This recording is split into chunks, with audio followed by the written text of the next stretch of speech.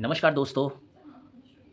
जिस हिसाब से इंडियन मार्केट्स कुछ दिनों से दिख रहे हैं और इंडियन मार्केट्स में जो आईटी सेक्टर है और आईटी इंडेक्स की अगर मैं बात करूं, जिस हिसाब से लालम लाल गोल गोल टमाटर जैसे दिख रहे हैं, तो ये एक चर्चा बन गई है पूरे स्टॉक मार्केट में कि आईटी इंडेक्स में इतनी भारी गिरावट क्यों हो रही है, इंडियन आईटी कंपनीज़ के शेयर क्यों इतना टूट रहे हैं। और लोग ये भी चर्चा कर रहे हैं, लोग ये भी सोच रहे हैं कि ये आईटी कंपनीज़ कहीं ख़त्म ना हो जाए। जिस हिसाब से एआई टेक्नोलॉजी आई है और जब से ये एंथ्रोपिक टूल के बारे में लोगों ने सुना है, तो इसके बारे में अगर मैं बोलूँ, देखिए, आईटी सेक्टर ये पहली बार नहीं है। इंडियन आईटी कंपनीज़ ने ऐसे कई स्ट्रक्चरल चेंज पहले भी आए हैं और इस स्ट्रक्चरल चेंज के वजह से टेक्नोलॉजी नए-नए टेक्नोलॉजी जैसे उभर के आए हैं, जिसके वजह से पहले भी आईटी सेक्टर इसका इम्पैक्ट, इंडियन आईटी कंपनीज़ की बात करूँ, पहले भी ऐसे इम्पैक्ट उन्होंने कई बार झेले हैं। ये कुछ नई बात नहीं है। तो जैसे कुछ लेजेंडरी कंपनीज़ की अगर मैं बात करूँ, इंडियन लेजेंडरी कंपनी जैसे टीसीएस हो गया, इन्फोसिस हो गया, एचसीएल हो गया, विप्रो हो गया, टेक महिंद्रा हो गया, कोफोर्ज, मिड कैप और small cap, mid cap companies में से कोफोर्ज हो गया, एलटीआई माइंडट्री हो गया।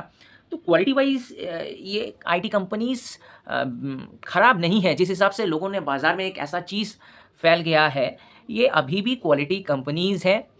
लोगों ने जस्ट एआई को जस्ट ऐसा ओवर हाइप्ड कर दिया है मार्केट में, तो जिसके वजह से इम्पैक्ट दिखते हुए नज़र आ रहा है। दरअसल ये पता नहीं आपने पहले देखा है कि नहीं, मार्केट वाइज़ अगर मैं बोलूँ, ये स्ट्रैटेजी होती है कि जब भी कोई टेक्नोलॉजी, नई टेक्नोलॉजी लेकर कोई कंपनी आता है, कि कोई नया टेक्नोलॉजी आता है मार्केट में, तो उस टेक्नोलॉजी के वैल्यूएशंस को बढ़ाने के लिए ऐसे मार्केटिंग की जाती है और ऐसा हवा फैलाया जाता है। तो ये मेरे को लगता है ये ओवर हाइप्ड एक मार्केटिंग स्ट्रैटेजी है, जो जब से 4 फरवरी को एंथ्रोपिक टूल के बारे में मार्केट में आया, तब से आईटी कंपनीज़ टूटने लग गया, उसी के बाद से गिरते हुए नज़र आ रहे हैं। फिलहाल ये चीज़ भी देखना चाहिए, ये एक इंडियन आईटी कंपनीज़ के लिए एक वेकअप कॉल है कि हाँ, जिस हिसाब से टेक्नोलॉजी चेंज हो रही है और एआई का इस्तेमाल हो रहा है, इंडिया को इस एआई टेक्नोलॉजी को अडैप्ट और थोड़ा जल्दी करना पड़ेगा। बाय द वे, मैं एक और चीज़ कहना चाह रहा हूँ कि इंडियन आईटी कंपनीज़ ऐसा नहीं है कि इसको अडैप्ट नहीं कर रही है। काफ़ी दिनों से ही इंडियन आईटी कंपनीज़ इसको अडैप्ट करने की कोशिश कर रही है और इसमें खर्च कर रही है, जिसकी वजह से आप देखिएगा कि ये मार्जिन में, कई बड़े आईटी कंपनीज़ में देखिएगा मार्जिन में थोड़ा इफ़ेक्ट आ रहा था। तो पर्टिकुलरली ये मतलब ये लोगों की एक सोच है। मुंबई में बैठ के बड़े-बड़े इन्वेस्टरों की सोच के लिए कि शेयर मार्केट में उनके प्राइसेज़ हो सकता है नीचे आ रहे हों शेयर को, लेकिन उसके वजह से ऐसा नहीं है कि इंडियन आईटी बिज़नेस, मतलब इंडियन आईटी कंपनी सब डूब जाएँगे। ज ये सब चर्चा जो चल रही है, ये मैं नहीं मानता। क्वालिटी कंपनीज़ है, टाइम लगेगा और ये कंपनीज़ मतलब इनमें दबदबा भी है और क्षमता भी रखता है कि कोई नई टेक्नोलॉजी को वो अडैप्ट करने की।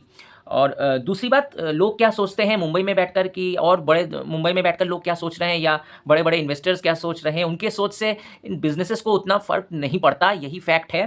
स्ट्रक्चरल चेंज आ रहा है, ये मैं भी मानता हूँ। मैंने पहले भी वीडियो में कहा है कि एआई, धीरे-धीरे एआई, सब सेक्टरों में एआई का यूज़ बढ़ते जा रहा है और इस टेक्नोलॉजी को इंडियन कंपनीज़ को अडैप्ट करना ही पड़ेगा और अडैप्ट कर भी रहे हैं। तो ये चीज़ मैं ये बोलूँगा, ये जो हो रहा है, ये मार्केट में एक ओवर हाइप्ड न्यूज़ फैला दी गई है, जिसके वजह से ये इफ़ेक्ट पड़ रहा है। और दूसरी बात मैं ये ज़रूर कहना चाहूँगा कि देखिए, ये टीसीएस और इन्फोसिस जैसी कंपनी, ये बड़ी-बड़ी कंपनियाँ एक दिन में 5-5%, 6-6% ईज़िली गिरती नहीं है। बहुत ही कम बार देखा गया है ऐसा होते हुए कि 5% से ऊपर ये दिग्गज आईटी कंपनीज़ कभी गिरी हैं या ऐसे गिरते हुए देखी गई हैं।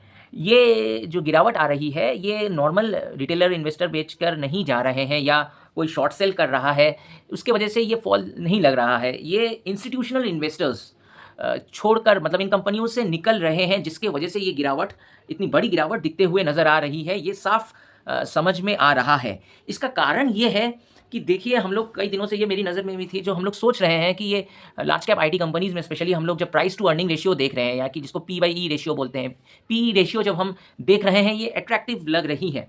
लेकिन जो इन कंपनीज़ में एक इम्पैक्ट पड़ रहा है, जब हम पेग रेशियो देख रहे हैं, इन कंपनीज़ के पेग रेशियो हायर है, यानी कि प्राइस अर्निंग ग्रोथ रेशियो की मैं बात कर रहा हूँ। क्योंकि आप अगर देखिएगा लार्ज कैप आईटी कंपनीज़ में लास्ट 3 सालों से अर्निंग्स तो देखिए बहुत अच्छी, लेकिन अर्निंग्स आ रही है, लेकिन फिर भी जो ईयर ऑन ईयर ग्रोथ कंपनियों में दिखते हुए नज़र नहीं आ रहा है, जिसके वजह से आप देखिएगा जो maximum large cap IT companies, उनके पेग रेशियो करीब-करीब ऑन एवरेज 16, 17, 18 16 से 18 तक आ रही है। जबकि कि इनके सटीक पेग रेशियो अगर होने चाहिए वो 12 से 13, तो 12 से 13 तक अगर ये इनके पेग रेशियो नीचे आते हैं, तब मैं इनको सच में अच्छे वैल्यूएशंस में, फेयर वैल्यू में मैं देखूँगा। तो ये ओवर वैल्यूएशंस भी था, क्योंकि इन कंपनीज़ में ग्रोथ नहीं देखी जा रही थी। 2-3 साल से वही सिंगल डिजिट ग्रोथ दिखते हुए नज़र आ रहा है लास्ट 3 सालों में in large cap IT companies में। तो ये भी एक फैक्टर करता है। और और जो ये न्यूज़ फैली हुई है, जिसकी वजह से लोग पैनिक कर रहे हैं कि कई लोग सोच रहे हैं कि आईटी कंपनी से बंद हो जाएंगी, सबके जॉब चले जाएंगे। तो देखिए आपको ये समझना पड़ेगा, ये जो लार्ज कैप जो क्वालिटी कंपनीज है, आज की कंपनीज नहीं है।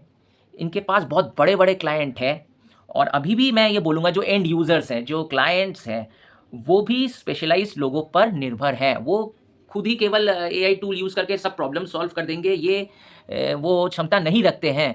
वो अभी भी उनको स्पेशलाइज्ड सर्विस की ज़रूरत है और स्पेशलाइज्ड लोगों की ज़रूरत है। तो मैं अभी भी ये सोचता हूँ, ऐसा नहीं है कि सब कुछ बंद हो जाएगा। हाँ, इसके वजह से रेवेन्यू पे एक इम्पैक्ट पड़ रहा है, जो दिख भी रहा है।